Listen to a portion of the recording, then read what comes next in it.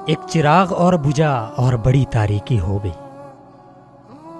کاش میں تمہیں اپنے ہاتھوں سے رخصت کرتا۔ بیٹا میں نے کوئی ایسا کام نہیں کیا جس سے تمہیں شرمندگی ہو۔ میری جان اپنی امی کا خیال رکھنا۔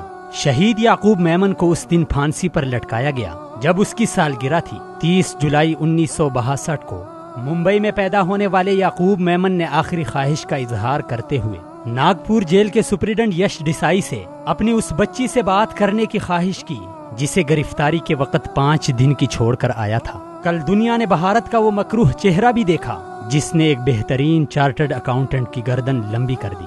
اس کا قصور یہ تھا کہ وہ ممبئی حملوں میں نامزد ملزم کا بھائی ہے۔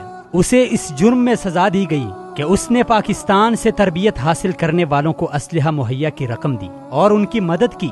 یعقوب کی خواہش تھی کہ وہ اپنی بیٹی سے بالمشافہ اکیلے میں مل سکے۔ زبیدہ 21 برس کی ہو گئی ہے۔ باپ نے 3 منٹ کی کال میں اسے کہا کہ اپنی تعلیم مکمل کرنا۔ بیٹی میں دنیا سے صرف ایک ہی خواہش لے کر جا رہا ہوں کہ کاش تمہارے ہاتھ پیلے کرتا۔ یش دیسائی ایک بہادر جیل سپرنٹنڈنٹ نے بھیگتی آنکھوں کے ساتھ فون یعقوب سے لے لیا۔ گلوں کے رنگ ہمارے ہی فکر و فن سے اٹھے، بہار ساتھ اٹھے گی جو ہم چمن سے اٹھے۔ یعقوب میمن پھانسی چڑھ گئے۔ ممبئی کے بڑے قبرستان میں دفن کرتے ہوئے عوام کا ٹھاٹے مارتا ہوا سمندر ریاستی دشمن کے بارے میں اپنا فیصلہ دے گیا۔ لوگ گلی گلی میں شور ہے، مودی سرکار چور ہے کے نعرے لگاتے رہے۔ ایک چراغ اور بجھا اور بڑی تاریکی ہو گئی۔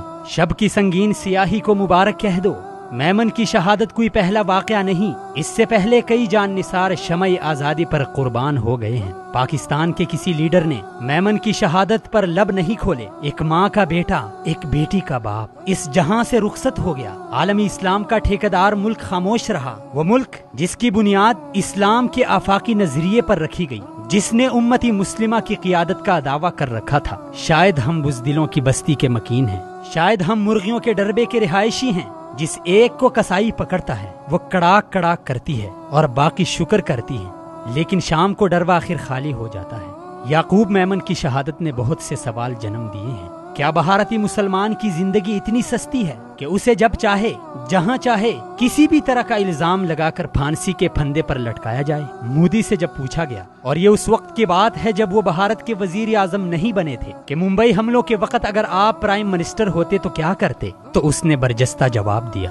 وہی کرتا جو میں نے گجرات میں کیا تھا۔ مودی صاحب، کیا آج 2 قومی نظریہ سچائی بن کر سامنے نہیں آیا؟ بھارت کے مسلمان جتنا بھی انڈیا کے لیے کر لیں، انہیں کبھی بھی بھارتی نہیں جانا جائے گا۔ اس کے لیے مولانا ابوالکلام آزاد، فخر الدین جیسے لوگ ہی کیوں نہ بھارت کریں، لیکن آخرکار انہیں اسی کٹہرے میں کھڑا کیا جائے گا جو دیش دروہیوں کے لیے بنایا گیا ہے۔ اور ہم کبھی کشمیری شالیں اور کبھی ملتانی آم بیچتے ہیں۔ میاں صاحب، آپ کون سی مسلم لیگ سے تعلق رکھتے ہیں؟ وہ مسلم لیگ جس کے پاس پرچم نہیں تھے تو گرمی کے دنوں میں مکئی کے ٹانڈے لے کر نعرے لگاتی رہی کہ بٹ کے رہے گا ہندوستان، بن کے رہے گا پاکستان؟ یا وہ مسلم لیگ جو اسی رب کو پوجتی ہے جس کو بھارتی پوجتے ہیں؟ مجھے دلی طور پر دکھ ہوتا ہے جب آپ قائد اعظم کی جماعت کا وارث ہونے کا دعویٰ کرتے ہیں۔ بھارتی مسلمانوں کے ساتھ کیا کیا نہیں کیا گیا، حتیٰ کہ جبری نسبندی بھی کی گئی۔ یعقوب کی موت شہید کی موت ہے، شہید کبھی مرا نہیں کرتے۔ اس اسلامی جمہوریہ پاکستان کے سامنے ہزار مشکلات ہیں، بڑے چیلنجز ہیں۔ اس پاکستان میں برسر اقتدار مجبور، دبے ڈرے حکمران اور سہمی ڈری ہوئی اپوزیشن ہے، لیکن اگر زندہ ہیں تو 18 کروڑ عوام، وہ لوگ جو شیروں کے مانند ہیں، جو اپنے ماضی کو پھر سے دہرا سکتے ہیں۔